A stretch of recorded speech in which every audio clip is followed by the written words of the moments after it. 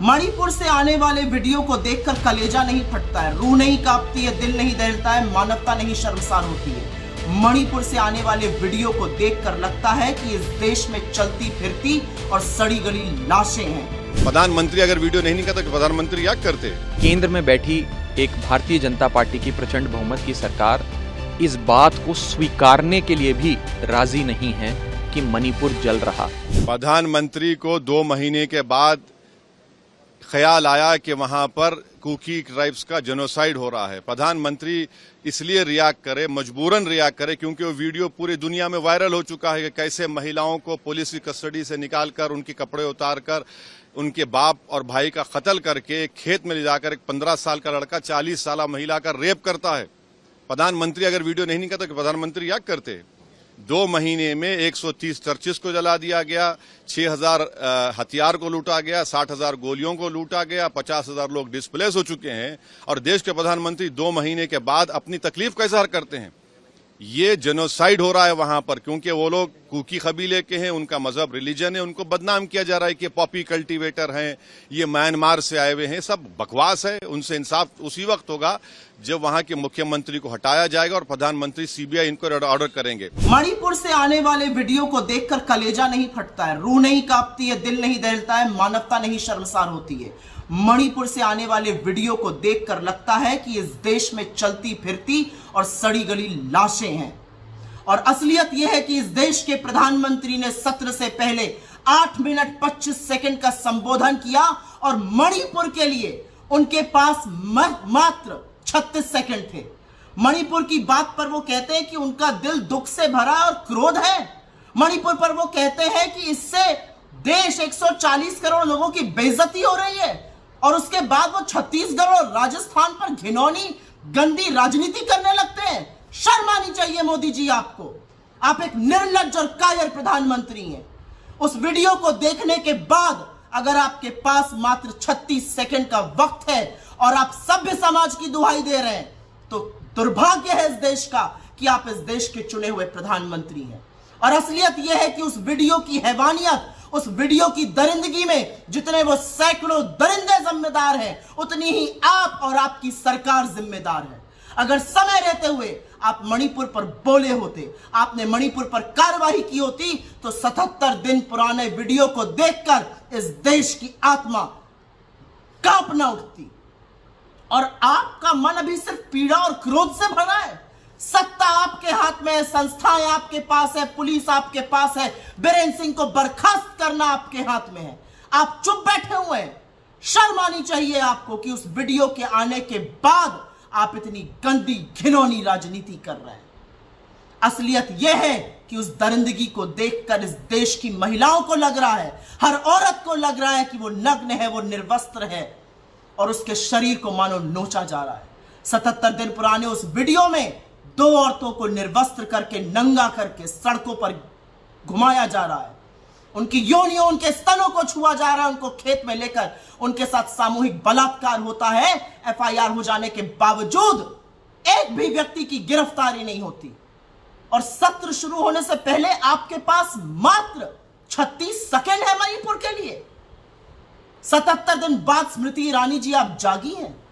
इतनी देर लग गई आपको आते आते। प्रधानमंत्री 4 मई के इस वीडियो की खबर आपको आज लगी है।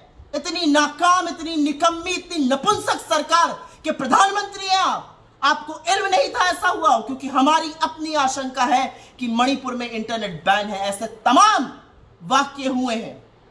और मीडिया के मेरे साथियों, अगर प्रधानमंत्री को कटघरे में खड़े कर 2 शब्द, 2 सवाल पूछे होते मणिपुर पर, तो आज ये आक्रोश नहीं दिखाना पड़ता, आज न्याय की गुहार नहीं लगानी पड़ती, आज सुप्रीम कोर्ट को सुओ मोटो कॉग्निसेंस नहीं लेनी पड़ती मणिपुर की।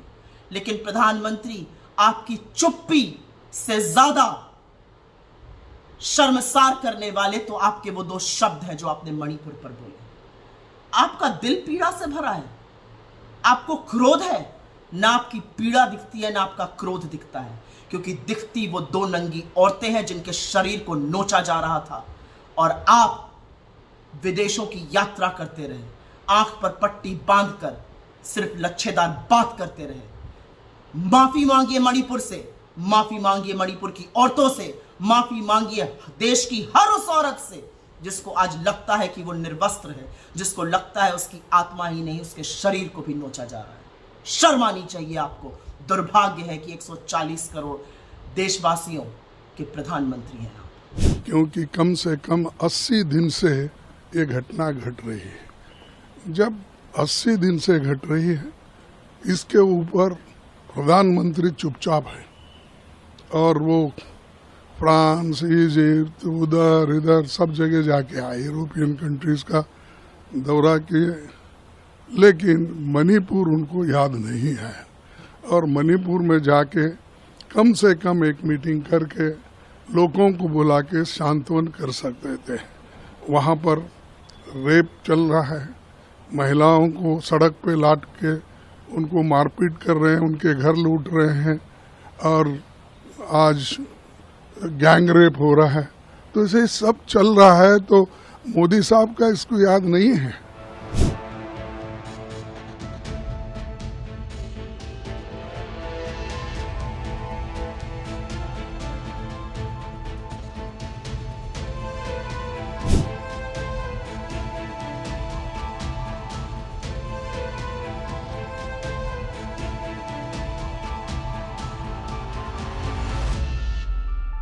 इंसानियत को तार तार कर देने वाला, मानवता को तार तार कर देने वाला एक बेहद दर्दनाक वीडियो मणिपुर से सामने आया है।